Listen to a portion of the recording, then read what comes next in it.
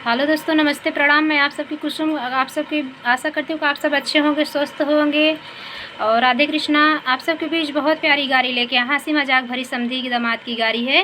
कैसा लगा कमेंट में ज़रूर लिख के बताना, लाइक करना, शेयर करना और फुल वॉच वीडियो देखना। हमारे यूट्यूब फैमिली हमसे नए जुड़ने वाले सब्सक्राइब भी कर लेना और हमारा रोज़ वीडियो देखना। आप सब दोस्तों कैसा लगा कमेंट ज़रूर करके बताना। आप सबको फुल सपोर्ट की ज़रूरत है इस छोटी बहन को।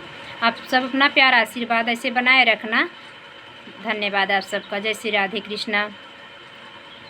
उमरी घुमरी बरसई काली रे बदरिया रे। उमरी घुमरी बरसई काली रे बदरिया रे। घर गलिया दुआर भरी जाई। हाँ हो सीताराम से बजो अरे गलिया दुआर भरी जाई। हाँ हो सीताराम से भजो। गर्मी से व्याकुल भई समधि के बहिनी हो। गर्मी से व्याकुल भाई समधि के बहिनी अरे गलिया में घूमई बउराई।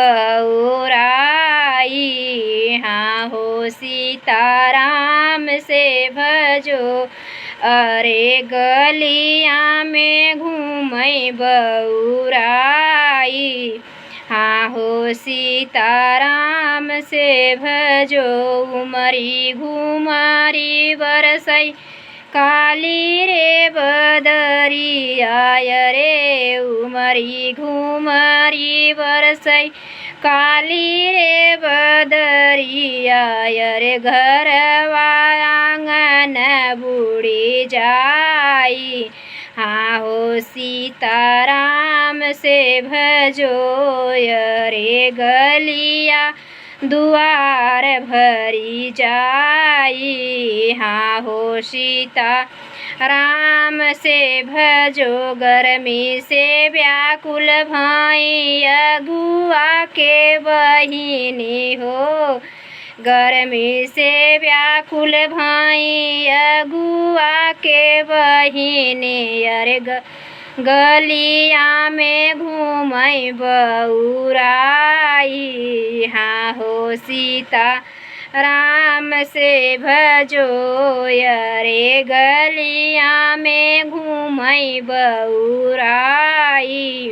हाँ हो सीताराम से भजो। उमरी घुमरी बरसई काली रे बदरिया रे। उमरी घुमरी बरसई काली रे बदरिया रे। गलिया दुआर भरी जाई। हाँ हो सीताराम से भजो अरे गलिया दुआर भरी जाई। हाँ हो सीताराम से भजो।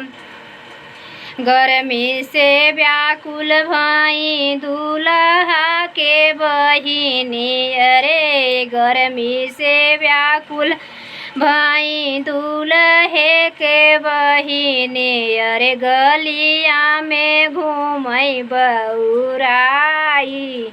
हाँ हो सीताराम से भजो अरे गलिया में घूमई बउराई।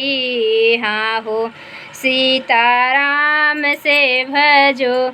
उमरी घुमरी बरसई काली रे बदरिया रे। उमरी घुमरी बरसई काली रे बदरिया रे। गलिया दुआर भरी जाई। हाँ हो सीताराम से भजो अरे गलिया दुआर भरी जाई। हाँ हो सीताराम से भजो गर्मी से व्याकुल कुल बरतिहन के बहिनी हो।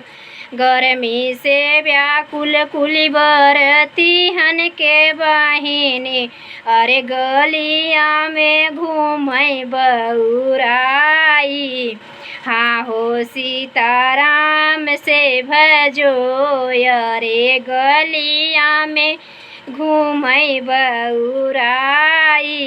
हाँ हो सीताराम से भजो, उमरी घुमरी बरसै काली रे बदरिया रे। उमरी घुमरी बरसै काली रे बदरिया रे, गलिया दुआर भरी जाई। हाँ हो सीताराम से भजो, अरे गलिया दुआर भरी जाई। हाँ हो सीताराम से भजो। भैया फुल वॉच में वीडियो देखत जाइए, खूब मन लगा के सुनत जाइए। सब जे देखिए लाइक करिए, सब्सक्राइब करिए और ज़्यादा से ज़्यादा शेयर करिए। बहन के अपन प्यार दुलार आशीर्वाद